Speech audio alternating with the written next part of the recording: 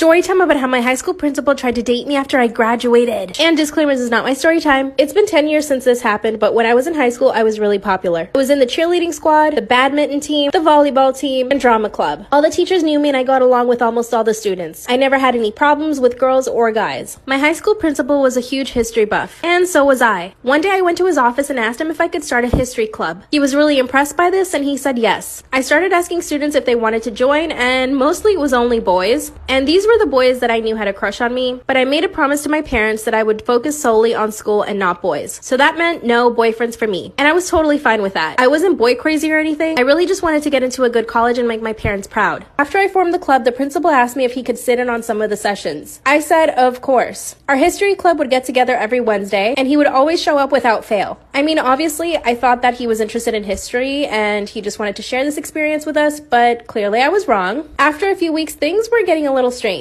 When it was my turn to read, I would always notice him staring at me. And he also brought up the fact that there were only boys in the club. I explained to him that they probably just had a crush on me and that at least it was a way to get them into the club. He told me I needed to find girls because I was too much of a distraction for the boys. But the way that he said it just sounded like he was really jealous. I did my best to get girls in the club, but literally nobody wanted to join. After a few days, I realized that maybe the best thing for me was just to cancel the club. I was already in so many other clubs, and I didn't want to sacrifice my grades. I basically told the guys that we weren't going to have the club anymore, and they all said that was totally fine. But when I told the principal, he flipped out. He started yelling at me and told me that if I didn't keep the club going, that I would never make it in life.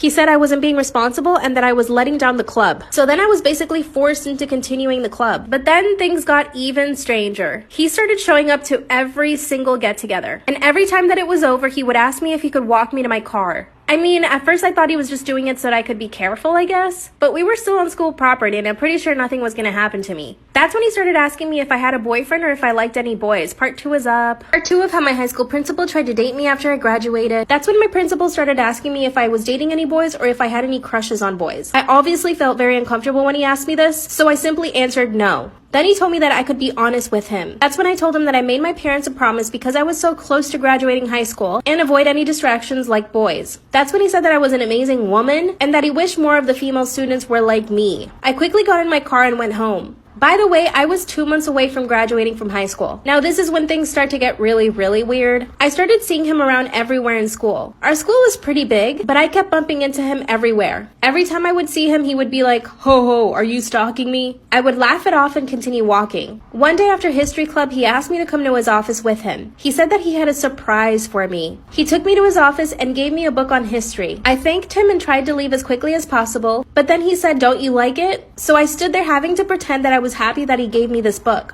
when in actuality, it made me really uncomfortable. That's when he said that he had seen me in the library reading a book on World War II, and that he just wanted to surprise me with the same book. So this was already letting me know 2 things. Number 1, he's watching me around school and at the library. And number 2, I'm not noticing when he's watching me. I was so creeped out, but I managed to keep my cool. I said thank you again and basically ran away. For the rest of that week, I tried to avoid him as much as I could. I didn't go anywhere near his office, and I avoided the library, which was one of my favorite places in the school. At this point, graduation was only a week away. I was totally wrapped up in my studies that I actually forgot about the principal. Until one day I get a friend request from him on Facebook. At first I thought it was weird, but then I accepted because I figured, well, I'm graduating, so I'm not really going to be seeing him anymore. 5 minutes after I accepted his friend request, I get this really long message from him praising me, saying all these great things about me. I didn't know how to respond, so I simply said thanks. Finally, the day of graduation came and I was forced to see him face to face. That's when he told me that he actually had another gift for me. That's when he hands me an envelope with a blank check. He had the biggest smile on his face. I told him I couldn't accept it and he got mad. Part 3 is up.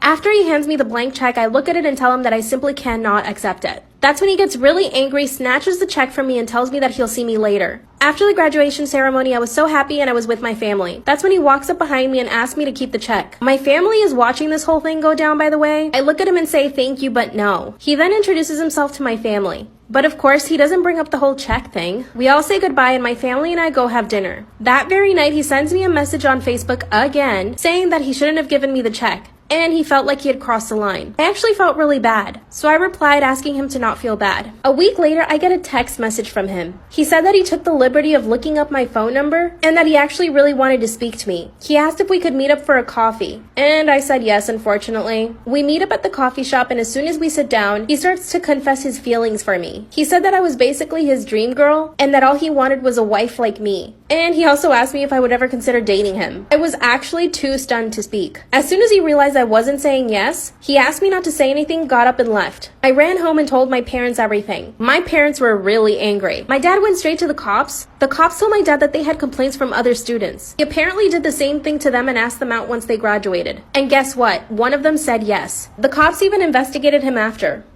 Get with me at the lake while I tell you guys a story time on how I broke up a year-long relationship. And now, I was at Seaside with my cousin, and we went to this little ice cream shop. And while we were there, we met this group of guys that were the finest guys ever. So him and I started talking, and then he eventually asked for my snap. And so after that, we started snapping back and forth, and we made plans to hang out. And since we were both in Seaside for a week, we decided to hang out for the whole week and get as much as time together as possible. And one day while we were hanging out, we kissed. And now keep in mind, before this, I asked him if he had a girlfriend, and he said no.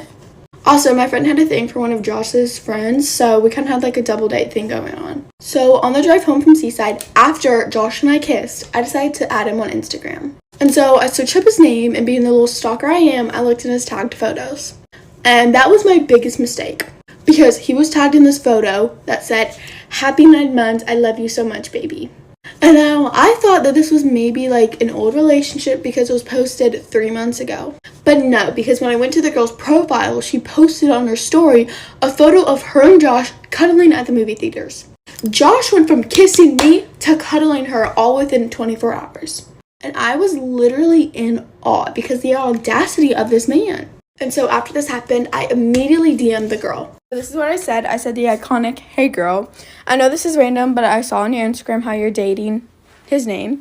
I'm at Seaside and him and I have been snapping and hanging out and he didn't tell me he had a girlfriend. I'm so sorry. I wouldn't have even looked this way if I knew he had a girlfriend.